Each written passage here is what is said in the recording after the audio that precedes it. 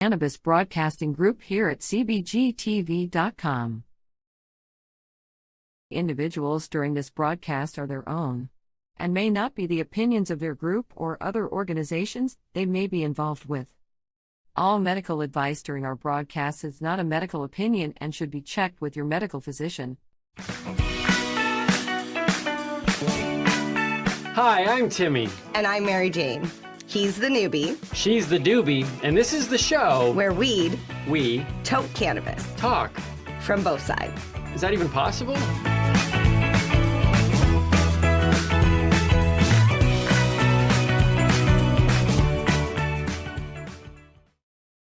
This podcast is for adults only, should not be used as a meal replacement, and may contain nuts.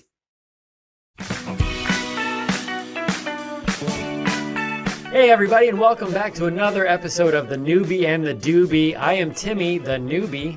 Mary Jane, also known as the doobie. Today is Umbrella Cover Day. An interesting day to be sure, and we'll talk about more about that later. Absolutely. I thought we were celebrating umbrellas, but... It's the covers of the umbrellas. Yes. And we'll get into that later. Who knew? Yeah. Right? Learning every day. There's a whole thing on there. Also today we've got our high five list. High five. High five. And of course our word of the week. And we're going to be playing a little newbie or doobie. With our special guest, Stephen Stairs. Looking forward to another great episode. This has been fun. We are on episode 12 right now. 12 Is that what it is? Yeah. I've lost track. I haven't. It's I'm 12. glad somebody's keeping track. Literally is 12. And just for the record, I am hearing a lot through my headphones right now, so I am trying to remove that. But anyways, so here's the thing. We wanted to talk about, before we get into some cannabis-related conversations, as we are wont to do, we go down other little rabbit trails that we find interesting. Yes. And it was very difficult to ignore the fact that this was Umbrella Cover Day. And like you had pointed out, initially when we looked at it, we're like, well, umbrellas, okay. And then we noticed that there is actually a thing, that there are people out there that are pretty passionate about not the umbrella, but the umbrella cover.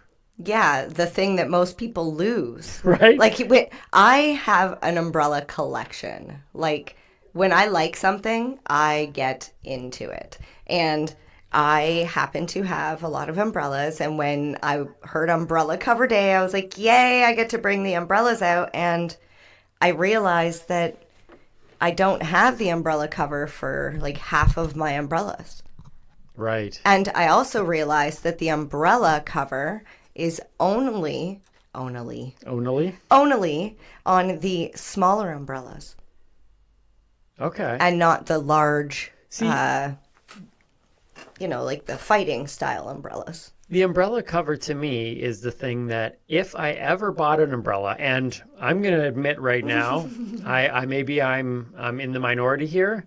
I don't buy umbrellas. So you're saying that your two umbrellas here you didn't purchase? They were gifted to me. Okay. People gave them to me because they have connections to things that I enjoy in life. But if it's raining, I go walk in the rain. I don't. That's true. There has never been a time that I have walked outside and felt that it was raining too hard that I needed an umbrella. I put my hood up maybe and go. At the very least, I take my pants off and just enjoy the afternoon. But there is singing in the rain. So umbrellas to me are I don't really utilize them in general, but I do have two that I enjoy. See, I think they're an accessory. Well, there is a very like people miss it. They don't think about it. But if it's rainy day, you're not going to want to have an umbrella that doesn't go with your outfit. But is a cover? So then that means that the umbrella cover is an accessory to an accessory. Exactly. Oh my gosh, I never thought of that. So here's where I think the market is leading. Then I think what we need to do is to create a protective cover for your umbrella cover. No. You know what we need to do? Create an attachment piece. I got caught up in your hair. Is it? It's just the way their light reflected off of it. You look like Morticia Adams from the Addams Family. Is it better that way? No, it looked pretty hot before. Anyways. Okay. There we go. Anyways, sorry. So we need to, when kids used to lose their gloves all the time? Yeah. And we would put that little clip thing? Yeah, we attach it to their... We need to make one of those Right. to attach to the umbrella. Yeah, see, if I was using one of these umbrellas, if it was raining and I was using one of these umbrellas, the first thing I would get rid of and throw in the garbage would probably be the umbrella cover, because it's just stopping me from utilizing my umbrella. Well, honestly, I feel they're impractical because I can tell that this one's been used by the way that it's been shoved back into the cover. Yeah. And this is the problem, that when you take it out of the umbrella cover and open up the umbrella, it's darn near impossible to get it. It's like a sleeping bag. How you roll them up and get them in the cover is beyond me. It's near impossible. An necessary element. But how could you not love umbrellas? Okay, so let's look. Let's just look right here. So, you got a cannabis one? I got a cannabis one, okay, which I got from Nova Scotia with a nice cover. Yes, with a nice cover, okay. Which now I'm realizing I probably won't be able to. Don't put the cover back on. Yeah, don't worry about putting it back in. And what's this one here? That is my latest edition. Oh, you took it out. Okay. No, it's fine. It's fine. It has to come out eventually. I get it. Okay, excellent. High five. All right. That deserves a 5. Let's do. So then I have my Batman one. Now, once again, gifted, but a beautiful gift. That one was from me. It's a fantastic. And I'm not ashamed to admit that I found that at the Dollarama. They're selling Batman for $1. $4. $4. Remember when Dollarama actually meant dollar? $1 or $2. Yeah. They're not $1 like or $17 $2 anymore. items in there. Yeah. It's sad. That's a Dollar Tree. That's where everything was like $1.25. Yeah, and now they're starting to go, well, there's always trees, isn't there? That's very true. And this one doesn't have a cover. No, it doesn't. And that is, so all my umbrellas are special to me in one way or another, just like my buttons and my onesies and my rocks that I collect. Yep. This umbrella here is special because it changes color when it gets wet. Oh, sweet. Yeah, so when it actually gets pour wet. Water on it? Well, we could. We can't. We could. We can't. But this one doesn't have a cover, but it has like a wrap. They all do. Oh, they all have wraps. But this one's more noticeable. I wasn't impressed with that. And then, of course, other one. We have the Avengers. We have my Avengers one. Oh. Because Yeah, it was crammed in there. there. That one hasn't been packed very nicely. Okay. And then, of course, the one that I take out once a year, just in case, my Canada one. Nice. All right. So they say that you should never open an umbrella inside the house. They also say breaking a mirror is worth 7 years of bad luck. And if that were the case, then I would have a lifetime of bad luck. And I'm one of the luckiest people around. You are. How many umbrellas do you think we can open up in here? I don't know. You should set it up there. Oh, where? Here. I'll put that. Okay, there's one. I don't even know where this one is. No, that won't work. Here, I'll hold. How many can you get? Bam. Yeah, the Avengers. Okay. Okay. They should go buy Batman. Yeah, and then there's this one. Oh, I like it. Oh, yeah. Oh, yeah. Bam. Okay. There's that one. Okay. Okay. Okay, we're at 3. Count it down with us. How many umbrellas have you opened up in a small space? When people say, what do you do on your podcasts? We do stuff like this. 4. Yeah. I can't hold anymore. Yeah, let's do it. You're going to have to hold them. 5.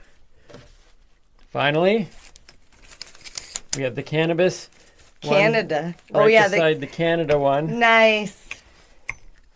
Can you do it? No.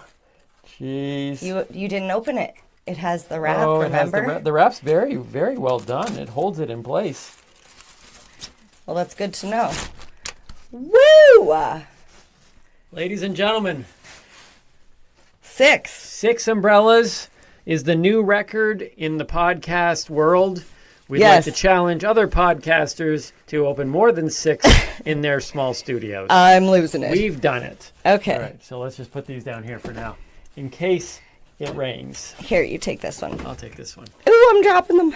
So, on my high five list, Okay. They're going down. on my high five list, it's connected to this whole umbrella thing. We're going to do our high five umbrella list, a word of the week, and bring in covers. Stephen Stairs, who is, Whew. I shouldn't have wore a dress for this episode. That was hard work. hey, yeah. All those days of carrying dishes and catching chickens really came in I handy. barely ever open an umbrella. Get it? And- Handy. oh, the puns are flying today. I'm on a roll. So here's I was trying to think of what should my high five list be today. Timmy's high five list, I try to connect it to the day. Yes. Sometimes I do the day and cannabis. Sometimes I just do cannabis. Today, though, I was thinking about these umbrella things, and for me personally, I'd be like, that's so unnecessary. Not, like, what is the point of these things? I would toss these things immedially because it Okay. would get in the way of like, seriously, I got to keep putting that back on. It's like, just get rid of that. Yes. I'll just open my umbrella And when now I need you it. have 4 to put on. Now I have 4 to put those on later. That's so funny. I thought about, but what is unnecessary that I won't get rid of. Okay. So Timmy's high five list today is 5 things that I have in my house that I won't how did I rate it? Get rid of? Yeah, you wouldn't get rid of. I wouldn't But they're unget useless. They're unnecessary, but I wouldn't unget rid of them. Okay. Or I would unget rid of them. You know what I'm saying? I'm trying to use the word in there. It doesn't really matter. The point is You would keep them. I'm keeping these Okay. things. Okay, so here we go. Number 5 on my list at the bottom. I have this, and I'm probably not alone in this. Feel free to comment on the YouTube or wherever you see this thing. I have a box about this big of cables. Some of these cables go to my old BlackBerry phones. So these aren't even cables that, in case my toaster breaks, Yeah. like I'm going to somehow mechanically fix that with some other plug. These are cables that serve no purpose, but for some reason, I keep them because just in case I might need that cable. So you do know that some of those cables could be extremely rare and worth a lot of money. You can sell cables? You can sell anything nowadays. Really? Absolutely. Well, I have a bin, but for some reason, I cannot bring myself to get rid of them. I'm probably not alone. If in you that. ever want to test somebody's patient, Yeah. like their patient level, Yeah. give them a box of tangled wires and let them go to town. Tell them they have to organize Do it you all. want to organize my cable box? I actually do really well with wires. All right, challenge. Christmas lights, not so much. All right, that job is yours, but I'm going to see how much money you have. I take 30%. All right, let's make a mint. Okay. Number 4 on my list, you might think is an odd one, but it's Ariana Grande posters in my bedroom. Now, No, I don't think it's odd personally because I've asked you why they're still up there and you kind of just dismissed the conversation. look, I'm not going to lie. They're unnecessary. Do I need Ariana Grande posters? Dangerous Woman on my bed in my bedroom wall. I have very They are few things hot on my photos, bedroom wall. but you should have other. I have 3 hot things photos. on my wall. I have a Canada flag, I have a picture of you, and I have 3 Ariana Grande posters. You have a picture of me. It's a painting. All right. It's abstract. It's abstract for sure. cute. But those are unnecessary, but I still have them, and I'm not getting rid of them. So I'm just saying. But unnecessary. Number 3 on my list of unnecessary things that I unget rid of Okay.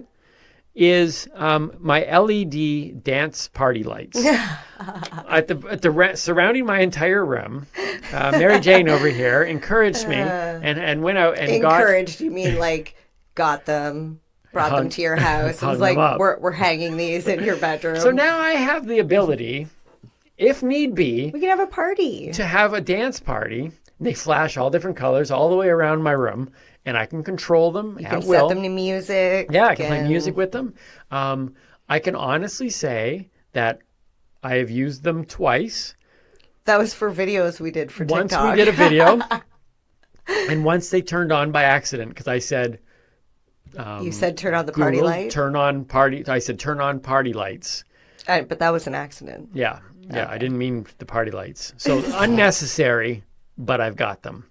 Number 2 on my list of unnecessary things that I unget rid of is VHS tapes, not just DVDs. I have a whole shelf Okay. of VHS tapes. Now, But you have a VCR. I do have a VCR. I got gifted See, a that VCR. would be sad if you didn't have a VCR. Right? I got gifted a VCR. I'm a stand-up comic. We do a tour called The Circuit. We have a lot of regulars. They know my love for the 80s. Yep. And on one tour, one of our fans gave me the VHS copy of Batman 1989. Yes. The best Right? Batman. The best Batman. Yes. So he gave me that. And then I told the story to other shows and I posted it online. And by the time we got to Sarnia area, Yes. someone gave me a VCR VCR. so I could watch it. But here's the thing, really, if you think about it. When is the next time, even, not saying it's even a bad movie, but when am I going to watch Basket Case again on VHS? I could probably Google it and find it. Basket Case? Basket Case? Let me share with you. Sleepaway Camp, have you seen that? No. No? Okay, all right. Have you seen Basketball? Xanadu? Have you seen? I know. Do you You know have- Basketball? I do. You have it on VHS? I don't.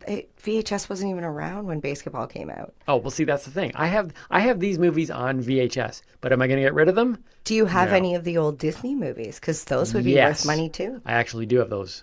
Yeah, I have the ones that We are need in to those. go through your house, Timmy. I don't even Sitting need to, on a gold mine. I don't even need to do this podcast No more anymore. comedy I'm for you? literally a millionaire. You're out. Let's go.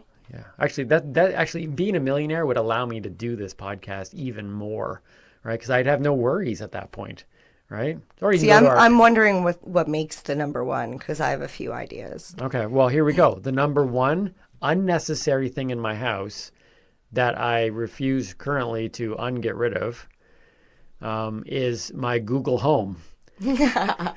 Listen, That's funny. That's not what I thought it was. I walk into my bedroom and right here, for those in the podcast, literally like an inch away from my hand is my light switch. That's and like I could right just where light switches I are could when you just walk in switch the it room. on. Yeah, for those of you who are listening, Right on the wall. just think about where your light switch is. I could switch it. But instead, I look over at it and go, Not today. Google,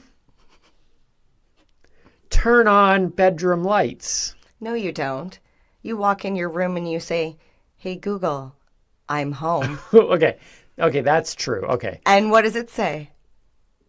It says, wait, what is it? Wait. And all the people Oh, rejoiced. that's right. And all the people rejoiced. Okay. Yeah. And the lights turn on, and let there be light. And when I go to bed, I say good night, and it says, Timmy, you're awesome. Yes. Yeah, I didn't set these things up. Yes, I did. So, Hashtag bullshit. but it's so unnecessary. But I use it every day. And then the worst thing about it is that I say, Google, turn off bedroom lights, and it turns off my bedroom lights. But before it does, it says, okay, and it yells it at the top of its lungs. At least it's in an Australian accent, a female Australian accent, which is the best. And you say, okay, turning off bedroom lights. Just turn off No, the it says lights. turning off 2 lights. Or 2 lights. Yeah, that's right. As if to say, not just one. Not just one, it has to do 2, but it says that specifically because it wants me to know that the party lights are still available. Just these 2 lights are going off. These aren't the party lights. Party lights are not the bedroom lights. Those are the party lights. Yes. And these are the bedroom lights. Anyways, 5 things. Those are 5 unnecessary things. I'd be interested to know. Please comment below in this YouTube or on the podcast form or on our social media. What is it that you have that is so unnecessary, but you refuse to get rid of it? I'd like to know it. See, What did you I think was could- number 1 on my list? I thought it was going to be your entire collection of teddy bears. Those Yeah. aren't yours, are they? No, I can't Okay, get rid of you're them. gonna They're live not by mine. that. Someone else's. So in my house, Those aren't mine. in my house, they're Tim's, right? Okay, so in my house, I can only think of one off the top of my head. Okay. Can you guess what my one item would be? Do you even dare? No, I don't. This is a trick, man. This is a trick. Okay, but at least I'm giving you the option to opt out. Okay, I'm opting Okay, out. so it would be my rocks. No, but they have sentimental value. So yes, I disagree. Yes. However, a lot of them I just spent money on, and they're different crystals.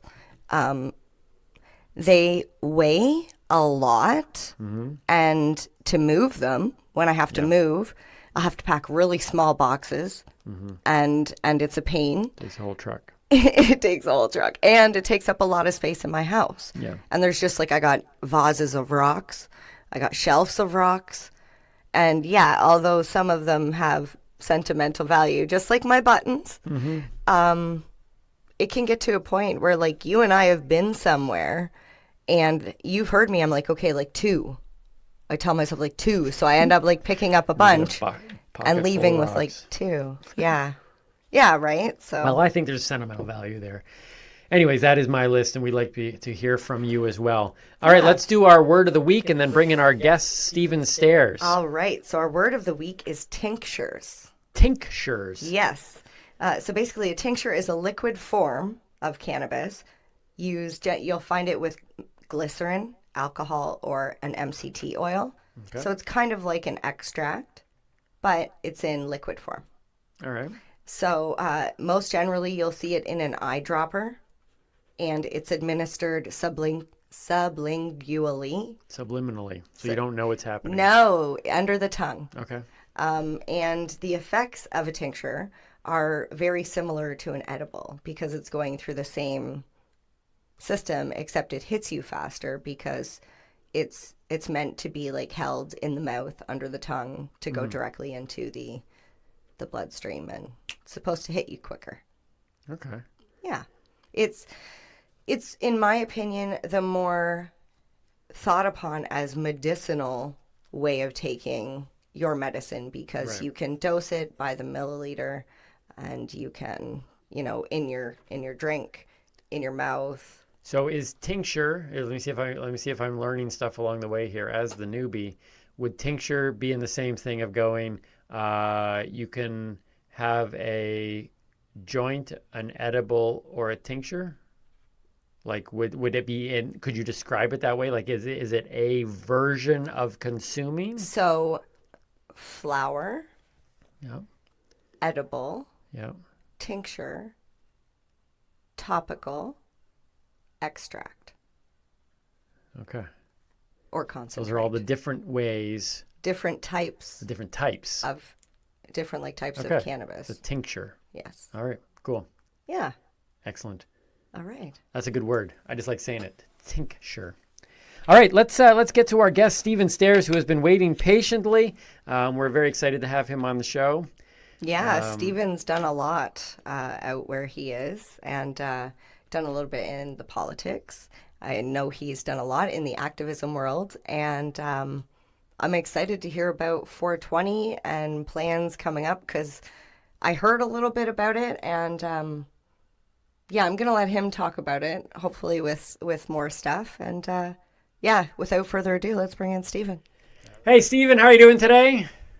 I'm great, Timmy. How you doing? Doing very well. Thanks so much for being on the show. I don't know much about you, only what I've heard from MJ, and I don't know which stuff is true and which is not. But from what I've heard, it sounds pretty awesome. So thanks so much for joining us today. Thanks a lot for having me, you two. I appreciate it. Yeah, so I met Stephen, I want to say through social media first. Yeah. Okay. And here's a guy who's going through life, trying to make the best of it, and found, just like most of us, that cannabis is beneficial and it's helping him. And he wanted to be vocal about it. So I was like, I need to reach out to this person and, actually see what he's doing and how he's doing it and what can I do locally, because Stephen you're in Manitoba? Yep. Okay. Yeah, Winnipeg. So after all that research and buildup of going, I really got to check, were you disappointed when you eventually connected and found him? No. No? Okay. Absolutely not. Right. No. Fair enough. And even less so when I met him in person. Okay, Yeah. all right. Nice. So Thanks, MJ. now, Stephen, I don't know. I assume you might be aware just simply by the title of the show that she's the doobie, I'm the newbie. So I'm always very interested in how cannabis even became a part of your life, how you entered into the community. Have you always been involved in it? How did that journey begin? Well, I have watched the show, so I get the premise. And honestly, your two banter is perfect. It's exactly what the internet needs right now. Thank you. Yeah, no, but it keeps me entertained. Hilarious. I was laughing a lot during your high five things. Man, I've got beta clips, VHS, everything. Man, we could talk. Uh, and I don't have a beta player, so it's kind of sad, but That's whatever. funny. But no, I mean, I got into cannabis kind of on a whim, actually. I mean, I always used cannabis as a kid, well, kid, but teenager in my adolescent years.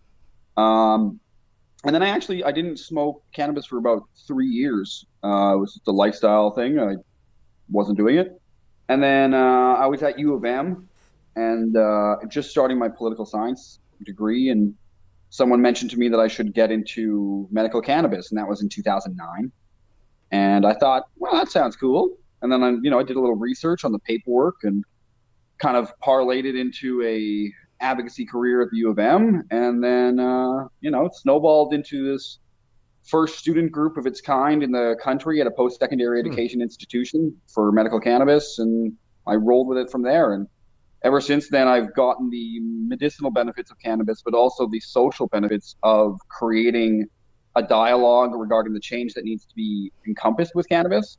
And that's given me the passion that's driven me for the past 11 years to constantly fight for not only the needs of cannabis users, but cannabis itself and how we interpret it in society and how it's accepted. So what do you use cannabis for, Stephen? Tell people, please. Oh yeah, this will get you. So I am legally blind. I have a cane. It's a good time. MJ's seen me. I can trip over the best of things. I thought he was just falling for me, but nope. I thought he was just high. No, I was tripping, but a different kind. No, but I have 3 genetic eye diseases layered on top of each other. So I have something called glaucoma, which I'm sure most people are quintessentially familiar with, regarding the cliche, stereotypical cannabis jokes. It's good for glaucoma, right? It is. It really is. And I also have something called RP, which is retinosis pigmentosus for all you nerdy ocular people out there. But that's a scarring of my retinal tissue. Picture it as like a frayed extension cord wire from your appliance to the wall. It still works, but it doesn't work properly. And then I also have cataracts on top of that. Oh, wow. So yeah, I actually had my cataracts removed 2 years ago, which was fun because that was a trip in itself. Because you have to stay awake for it. Anyway, side story. But yeah, so I have had that early in my age, and the doctors told me the likelihood of, because of the youth age of my eyes and the likelihood of my long-lasting life, if I don't get hit by a car, is I could have cataract surgery more than 3 times, which is extremely rare for people. So it's interesting. That's crazy. This isn't cannabis related. We'll come back to cannabis in a second. But when I was a youth pastor, I had a kid in my program that was legally blind. I think he was a level 3. I think it was, if that was right. So he went to school for the blind. He was legally allowed. He needed a book with large print, that type of thing. You'd never be able to drive. And I actually went. He invited me to the school. I forget where the school was. Maybe out in Brantford, Ontario. And it was a fantastic experience, but there was this one game. I don't know if you ever went to a school for the blind or anything like that, but there was this game where everyone gets blindfolded because some people can kind of see, and they roll this ball with a bell towards the other side. Ball. There's 5 of them. And then everybody just has to decide whether to fall left or right and create this wall of person to block it from going in the net. Do you know what I'm talking about? Yeah, it's there's different variations of that, but it's called goal ball. Yes. And they have some very intense versions of it. They have a fully blind version of it that's almost like rugby. It is. I mean, it sounds dangerous. Oh yeah, man! You see these blind people, and seeing these blind people is a funny pun already. But they have no. There's no. Yeah. The inhibitions are gone. It's literally, I'm following that sound. Yeah, yeah, and then they flop to the side, and there's no padding. It's like a solid floor, and they don't even hesitate. They're just like, there's the sound, and they fall to it was absolutely incredible. It was one of my favorite experiences being there. I'm glad. I have no idea, but I want to check it out. you guys are ever in Winnipeg, we can come play it here. I know a group. It's good. Sweet. Okay. I would try that. Blindfold me. fun. Sign me Yeah. up. Oh, yeah. Yeah, let's do Oh, yeah. that. See, I've always believed that you should try and experience somebody else's their perception. Like, I wanted to spend a day or two. I know there's no way from a day or two I would ever know what it would be like to be in a wheelchair, but to actually be in a wheelchair for 2 days and try and do life, because just going shopping through. Yeah, I was just to say, try to get into a stall. You know? Exactly. Yeah. Well, It's- that's exactly why I tried cannabis, right? It was like the life of a cannabis user, and it ruined my bowling score, Stephen. So I will never try it again. My bowling score is way too important to me. yeah. As a blind bowler, I'm actually pretty passionate about how high my score might. That's funny. So did I hear this correctly as well? Whether it was through MJ or maybe you hinted at it. Politics, is that in your frame of work? Yeah. It's probably the making change, right? You want to make change, so Yeah, I learned at the University of Manitoba, taking political science, that in order to fix the problems, like I was originally in social work, okay? And I didn't like the idea, and this might sound kind of crude, but I didn't like the idea of having people complain to me about their problems. I wanted to fix the things in society that cause them to have those problems. And that's a systemic issue. That's a policy and framework issue that only comes from politics usually, right? Sometimes it comes from non-governmental organizations, but generally it's politics. So I figured, well, I don't really trust any of the politicians. They're all affluent people who've never struggled or had to pay a cell phone bill or worried about what's in their fridge. They're all these, I'm not going to lie, now it's changed a lot, but 20 years ago, that's all it was. It was basically affluent people who, white men who called the shots. And I figured it'd be smart to have a disabled person who maybe has had a hard time in life to actually know what it's like to be part of society and have things, be a chore, be a struggle, to be a real citizen of this country, not an overly privileged one. And those are the people we need in power in Ottawa making decisions. So I ran for the Green Party. In 2015, the year Trudeau came into power, I ran for MP that year in Winnipeg. And then the following year in 2016, because I didn't get elected clearly, I ran in 2016 for MLA. So Wow. So I could have been a politician back in the day because I didn't pay my phone bills either. well, there's So- still time. You could still be a Definitely. politician. I just find it Don't so much count it out. easier just to open up an Ford account is a with another politician. company. There's a chance. Yeah. So what is the battle in the legality of cannabis? Obviously, Canada is legal now, but what I'm finding, coming in from having no knowledge really, is that legal cannabis still comes with a lot of things that kind of are causing kind of people going Like like regulations? how legal? Yeah, like Okay, how so legal is this? do you remember I told you Stephen lives in like the only province in Canada that does not allow home growing, even though Canada has said you are allowed to grow Right. at home. Yeah, that's what I'm trying to get at, is that so having a political mindset and being in that in a province that is doing that. How are you going about making the change in that? Is it a hard fight still? Like, some people think the battle's over because legalization happened, but apparently the battle's not over. No, I mean, that's a great point, is that legalization, all it did was just cause the fight to have a different battlefield.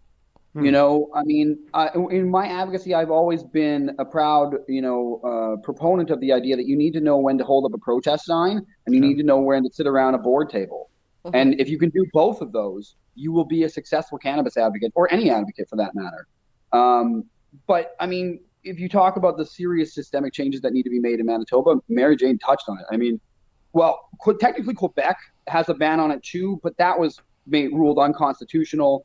The province is appealing it, but the appeals court is most likely to uphold the decision because it's a constitutional thing. So Quebec is pretty much taken care of. Manitoba, with our ban, it has a provincial constitutional challenge here, started by a guy named Jesse.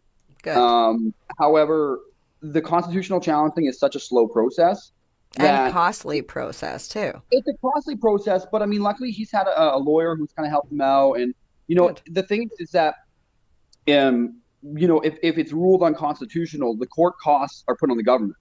Mhm. So, I mean, because Jesse would technically win the challenge, therefore all his costs get reimbursed. Yeah. So there's no cost to him. So all he has to do is pay his lawyer, which the lawyer generally at that rate, you know, they're like, okay, cool, you know, we're going to win this case. But that's They the don't stick him sad out. thing, Stephen, is that somebody has to, like, they had to get in trouble first, Well, right? but no And one then got they in had to trouble. get a lawyer. No, but hang on. That's the thing, is that no one got in trouble. So because I'm me and I like to do my research on things, Yes. even the people who seem like they're doing good, I always do my diligence. So I actually was just about to do an Instagram video today. I finally got a police report back from Winnipeg Police. There have been no charges in the past 2 years for people growing cultivation or cultivation charges. The only charges that Winnipeg Police and RCMP have laid in this province are driving offenses. None of them have been possession. None of them have been cultivation. Yeah. So what I'm what do saying you is think? no one got in trouble to have the challenge. If they are growing, the police are just saying, you know, it's not worth our time. So the police don't want to have it make their time. They're the ones who enforce it. And even if they do enforce it, it's a $2,000 fine, which sounds like a lot. But as soon as you present that fine to the courts, there's two options you can do. You can say, one, I want to challenge this. And what they'll do is they'll say, okay, because the constitutional challenge is already in place on the ban, the provincial courts in the criminal code will then put your case on hold, or they'll stay the proceedings until that challenge is dealt with, because they can't move forward on yours when there's a challenge up already. Yep. Right? It's got to lay precedence. Right. So basically everybody right now, and this is what I've been doing outside of that political how you change the law thing, I've been telling people to grow. Don't go another year. Don't miss another season. Just start growing, because for years and years and years, the way we created change with cannabis law was we smoked weed in public to break the law as a civil disobedience showing of these laws that need to change. So, like, federally, everyone else in the country knows already, I can grow my weed. So why Manitobans would just not, based on some law that we know is invalid, it gives into the fear. Do you know what I'm saying? We are being subservient to a law that is unjust. So we must grow weed. And someone, like I'm saying, no one's already got in trouble for it. So someone gets a fine, puts it on hold, makes it on the news story, cops will never touch it again. You know what I'm saying? Yep. So all I'm saying is we should not be growing. We should all be growing our 4 plants proudly. And if someone wants to take it on the chin, great. But I don't think cops care, because I've already asked. So basically, don't be scared. Don't be scared. And don't say anything. Rule number 1, don't say anything. But you are just plead, you know, that you want to wait. But I like that Stephen said civil disobedience, because that's what 420 was in the beginning, right? It was like a celebration, but also civil disobedience. We had the police surrounding the whole block or the whole area, and they never stepped into the area. They just made sure that no trouble happened. And at least that's how it was in Toronto. They kind of kept us confined in the square, right? Yeah. In 2018, actually, when we had a meeting with the city, the police actually thanked us for organizing 420, because they stopped coming. And see, that was in 2018. So what's happening now? What's the big change? Like, what do you think? So I know they didn't say anything. Well, they didn't say anything, but I have a feeling this is just a bureaucratic paperwork thing. So I don't know if your audience knows, but basically Winnipeg 420 had plans to have our, 420 after pandemic event, like we normally would. We've been planning for years, at the same location we've always had it. It's been discussions with city, provincial, police officials that was our goal. So I just been curious. It's 10 months away from 420. This is the time, as the organizer, I've got to start thinking about next year, which is weird. But the province gave me back an email kind of randomly that just said, nope, sorry. And I think it was because there were some people that kind of changed positions. This lady I'd been dealing with for like 25 years, she had been there. She's retired, and someone else took over for her job. And I honestly think that the solution will fix itself. But at the same time, I mean, I live in a province where there's a ban on homegrown cannabis. So, I mean, my optimism is only, so rational, to the point where I'm, I have to come up with backup plans to have a different location for 420. But it's going to be really neat this year. Concert, cannabis sales, consumption, it'll be sweet. Camping. Yeah, absolutely. I know Vancouver had some trouble a couple of years ago with like they didn't want it on the beach or whatever. They wanted them to move the location, and people are like, it's been here for years and it's never been a problem. And then they just went there. But like in Toronto, I don't know if people know, we had Yonge and Dundas Square, and then they moved us to, or we decided we were going to go to City Hall. And that was a huge problem with the city. They did not want a bunch of stoners around the big Toronto, was it Nathan Phillips Square or whatever, City Hall? They were like, no, we don't want you. A lot of police presence. And they had never shut down people selling bongs or anything like that before. And they shut down everybody that year.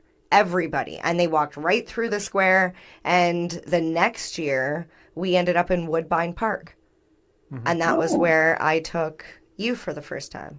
Yep. And I bought you a rain suit because you don't believe in protecting yourself from rain. Right. And exactly. I brought a tent. Way and to I brought tie in chairs, the theme with. And I brought a rain suit and rubber boots. And he was like sitting there for like 3 hours, 4 hours, and was like, so this is what it's like to be comfortable in the rain. It's true. It's true. The cannabis culture technically taught me how to camp. You know what? We try and think of everything.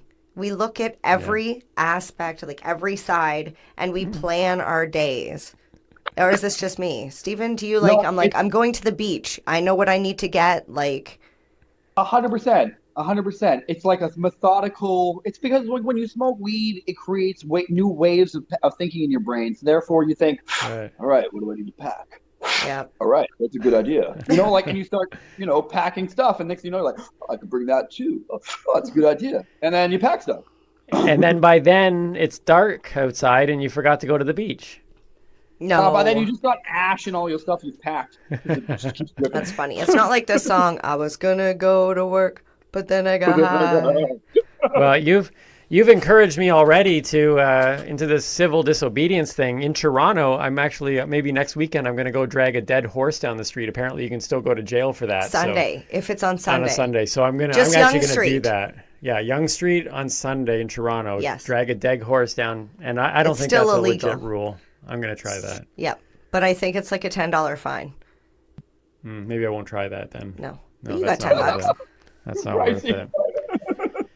So what do you think is going to be the impetus to change that particular setup in Manitoba that is still kind of causing this problem? What is going to cause that to happen? Just more civil disobedience?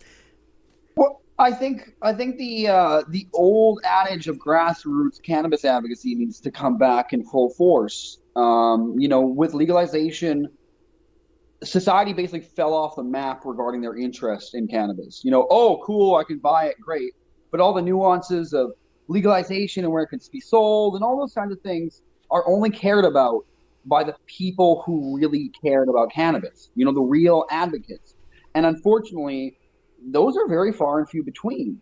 So it's almost like after legalization, the hardcores out there are at a point where we need to create another group of people in this after legalization society who are just as passionate, who realize, oh yeah, we still got a lot of work to do. And that's where that change will come from, where it's not only just business owners who are being involved, it's users, cannabis users, that sounded bad. It's everybody who's part of that society being part of the change, rather than it just being the one or two really loud people who it was before. Those might be the drivers and the impetus, like you're saying, but it needs to come from society as a whole. And I think with legalization, we've gotten past that hurdle. Now it's more of an education thing, right? Yeah. So. Well, I just want to add that I've done a little bit of like researching and learning on the back end through like a cannabis course that I took and speaking to a few like legal LPs and stuff and like researchers, whatever. And they're saying that they're looking at changing regulations for smarter, better, coherent sales and research. And they're looking at having like education centers that are actually able to give people information, because the problem that people are finding as bud tenders in the retail position is you're having people come in and ask for medical advice. And in the recreational aspect of it, you cannot speak to the medical benefits. And as we've said many times, if you experience a medical benefit from cannabis, it's dependent on you. Not everybody is meant to have cannabis. Not everybody gets a beneficial experience. Some people have negative experiences. And I mean, it is what it is. It's a plant. And this is why we're here talking about it, right? It's a plant. It's a plant. 100%. Okay, so with all the nuances that might be available, let me just ask you this question. True or false? Cannabis is legal in Canada. True. Okay. With regulations. But anything that is legal has regulations. Yeah, Agreed. I know. So It's interesting though, because I think just in the conversations that I've had, people within the industry and without, like some people, okay, so coming from the world that I came from, a lot of people feared the legalization of cannabis because they thought it was now going to be just the Wild West. that's because you say you people. Yeah. I got to mention that after. That's like because most people stereotype. So there is a cannabis store that is opening up in Timmy's town, right underneath where Timmy lives. And his son seen the store and was like, I didn't open his son seen the store and did this little, right. And he's like 18, has no interest in cannabis or drinking or, he's a very level-headed kid. And I say kid, but he's a grown-up. But anyways, so we were having a conversation the other day and I was talking about getting Invisalign braces. And he said, well, I don't know if that's good for someone like you. And I was like, someone like me? What does that mean? Mm-hmm. And he said, well, because you like the munchies. And I laughed because he just assumed that because I smoke cannabis, and it's natural, right? What do we see in every stoner culture movie or I've ever heard? Stoners get the munchies, right? Mm-hmm. Man, I've smoked weed for the majority of my life. There is no way that I haven't figured out how to quash the munchies and still look like this. Just saying. This is not just all chocolate and chips and donuts and like when I snack, honestly, I snack, I have carrots and hummus. That was a really good point, MJ. It was funny that like that's the thing. Non-cannabis consumers. You can look forward to that clip on Instagram. That is a soundbite. I am more looking forward to the conversation with your son. How dare you? Wait, are we going to have time to play a game of Noobie or Doobie? No, I want to do this for sure. Okay. Stephen, are you willing to play a game with us that we call Noobie or Doobie? So it's pretty simple. I'm sure you know it. You're going to choose either the Noobie or the Doobie. Yeah. Okay. All right, here we go. Some people have done this game better than others. We're going to see where you rank. Green did amazing. So I love Kelly. Right? How can you not love Kelly? I know. She is like a ball of energy that I feel like this. I mean, don't get me wrong. There's a lot of really cheery people, but she brings a cheer that you couldn't bottle that stuff. She is a rainbow into my heart. Right? Legit. That was a good expression. There's nothing that like, every time I turn into Orno and I turn onto Main Street, I get this intense feeling of, oh my God, Kelly. Oh my God! See, she's infectious. I love it. She is. Well, the kind of infectious we want right now. Okay, so you're up against Kelly. I love the fact that we have one guest on and everyone's talking about the other guest we had on. Well, that's the thing. Yeah. When you're so into the community and you're a good person, good people, and how many times have our guests said, "Oh yeah, I love this person," and it's a past guest. Yeah, they're awesome. Yeah. It is one of the positives of the community for sure. All right, here we go. We're going to play Noobie or Doobie with Stephen Stairs. Who is most likely to misplace their car keys? The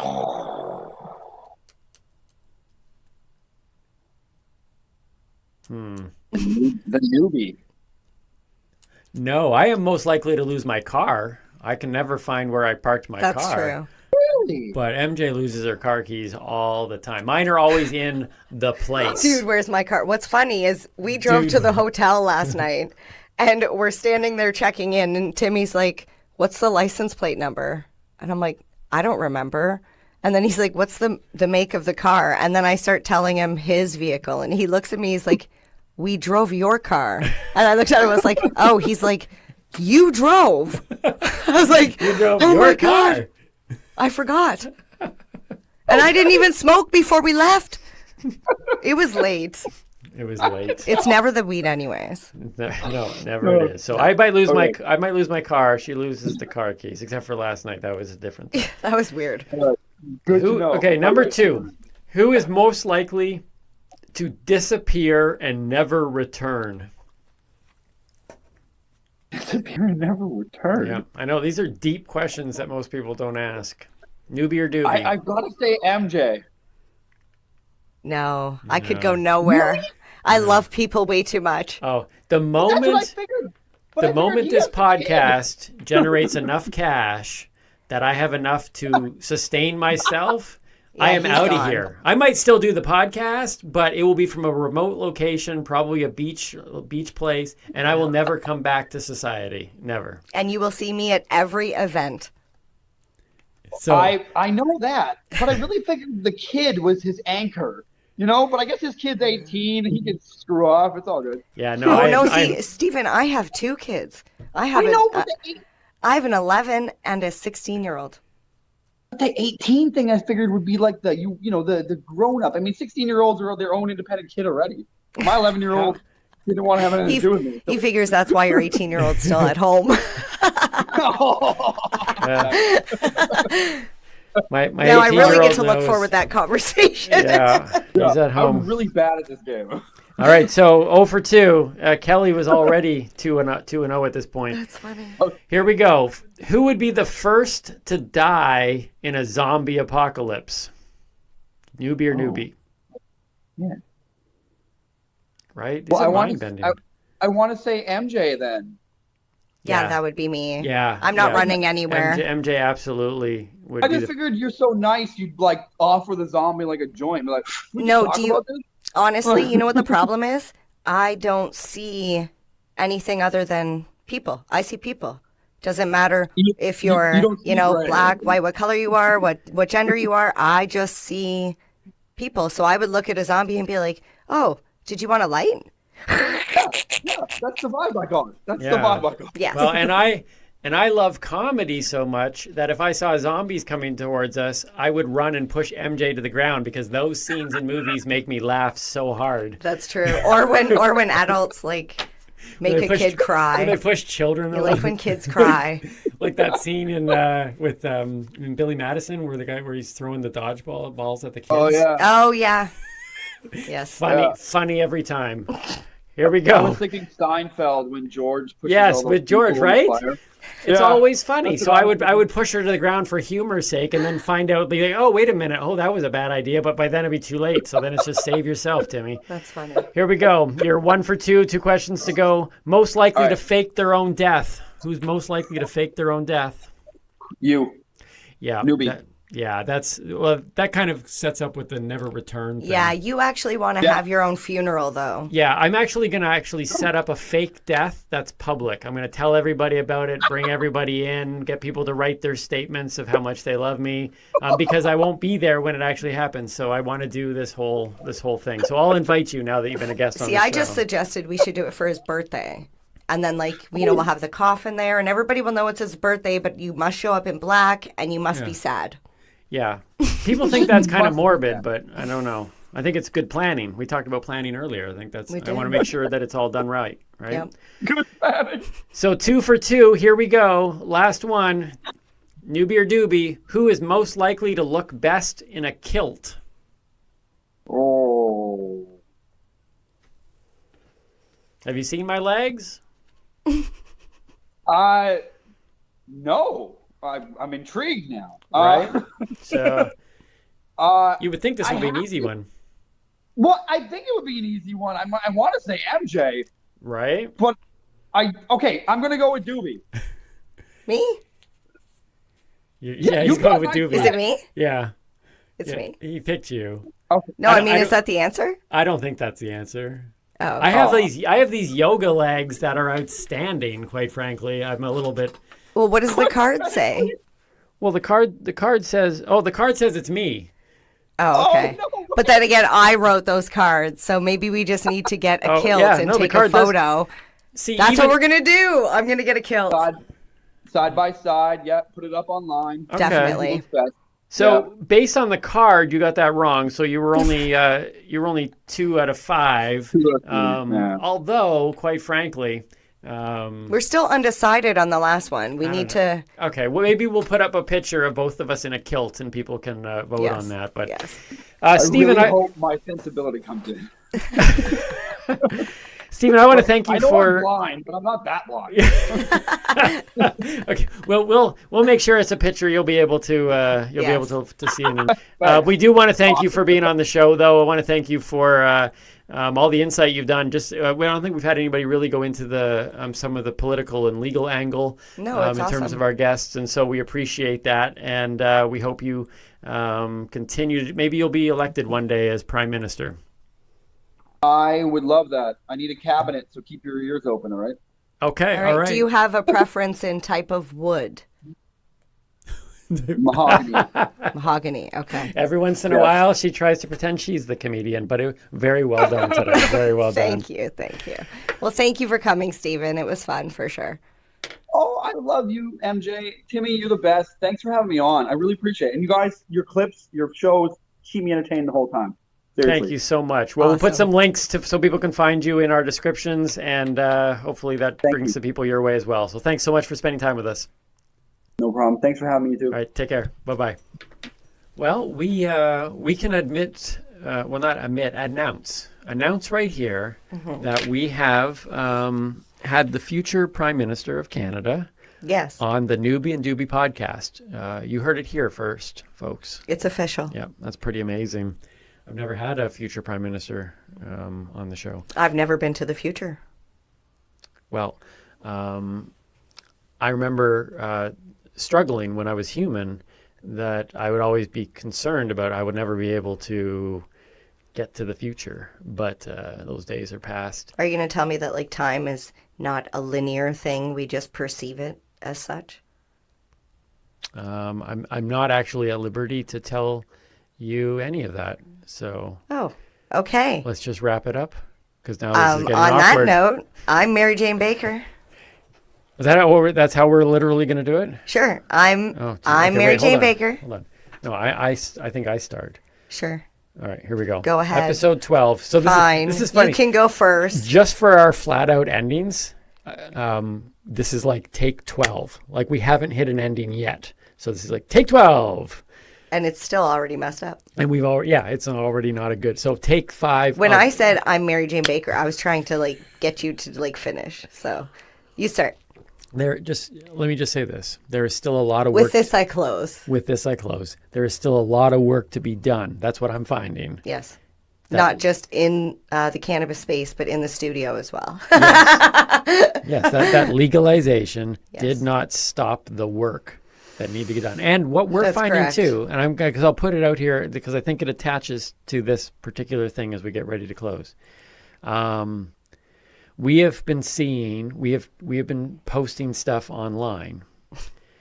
And our stuff isn't even like the stuff we put online, we try not to even mention cannabis too much in it because the social media spaces still aren't comfortable with it. So just because legalization happened didn't mean that the work is done. Imagine being a legal retail establishment and not being able to advertise like that.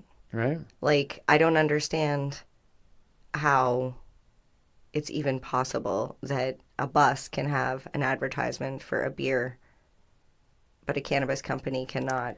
I'll get into that another day. Yeah. Well, But anyways, are we Yeah. good? I need a let's smoke close. break. I'm Timmy. I'm MJ. Stay lifted. And keep on laughing. Cheers. Cheers.